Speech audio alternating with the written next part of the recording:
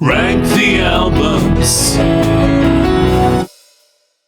You cannot make me say these album titles out loud. The first of which is just such a vital debut of activist rock. I do not know how they came up so fully formed. It might be because they're a bit older than the average band starting out, or maybe because in a scene full of Britpop they weren't afraid to sound like Rage Against the Machine and to rage like Rage Against the Machine. A strength of this is the certainty with which Skin delivers what she knows she has to say. And if that happens to be atop some crunchy riffs, well, that's just a bonus. Skunk's career is bisected into two arcs, and in this 90s one, they had an additional songwriter with them. With how much he contributed, he may as well be considered an additional band member. You'd think there'd be a separation between the songs that Skin wrote with her songwriter buddy and that the band wrote together. You'd think the songwriter ones would be full of, structure and intricacy, and the band ones would just be total jams. Really, at this point, it's closer to the inverse.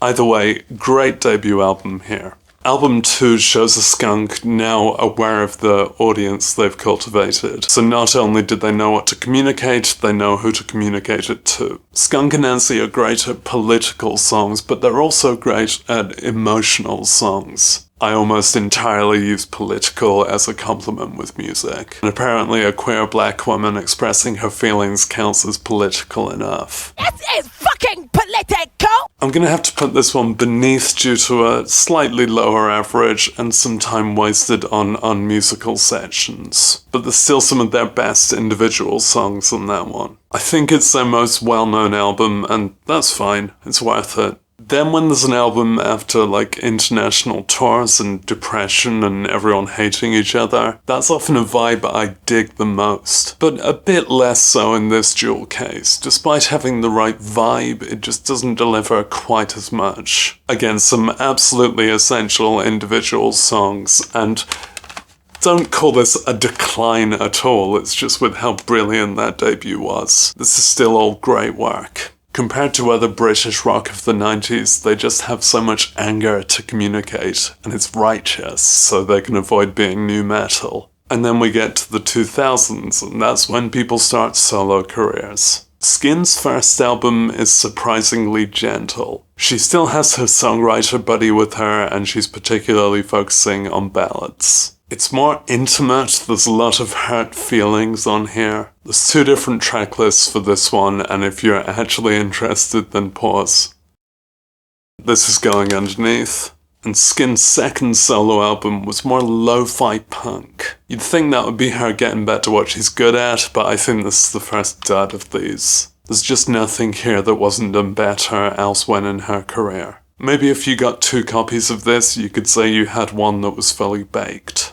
It's not all downhill, I promise. Ace also released a solo album, one of those guitarist albums where there are a lot of guest vocalists. I dig what's going on in the instrumentals, but if you put out an ad for guest vocalists around the time of new metal, then kinda unpleasant results. That one's just not for me. It's impressive how close Skunk and Anansie skirted to the new metal wave without ever actually setting foot in it. Great work. I've not bought the greatest hits, but maybe you should. The loose tracks on it are awesome, and the singles are awesome. And that was a kickstart to their comeback career. I think the new sound of Skunk and Anansie sounds like a pretty different band, one who formed in the 2000s, in the age of more digital technology. I don't mean Imagine Dragons, I just mean there's a more modern discipline to them. I'd understand if some listeners tune out at this point. There was a wilder, funkier thing going on in the 90s. By this comeback, everyone's an amazing musician, and maybe they think more within the box like that.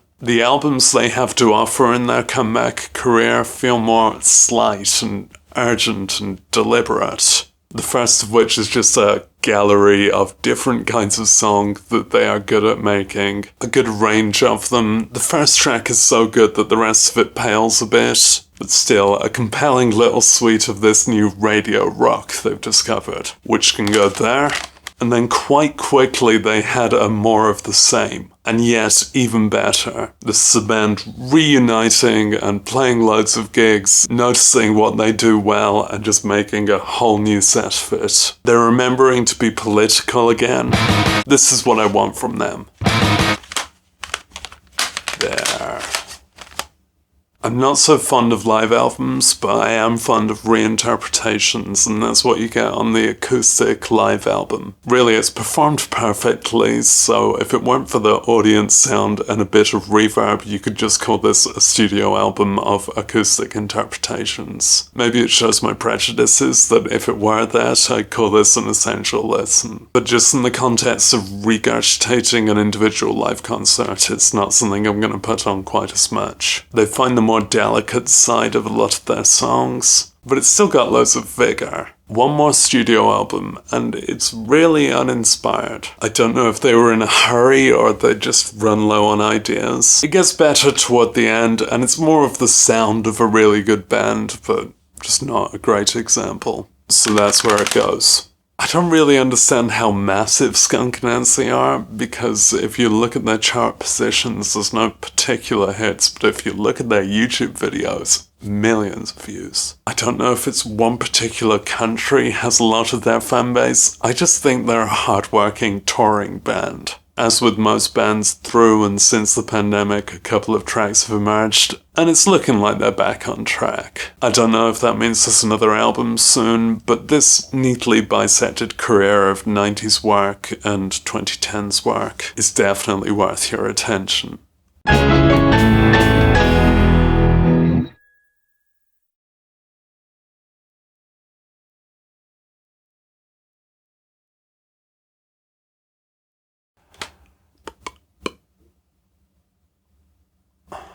Yeah, sure.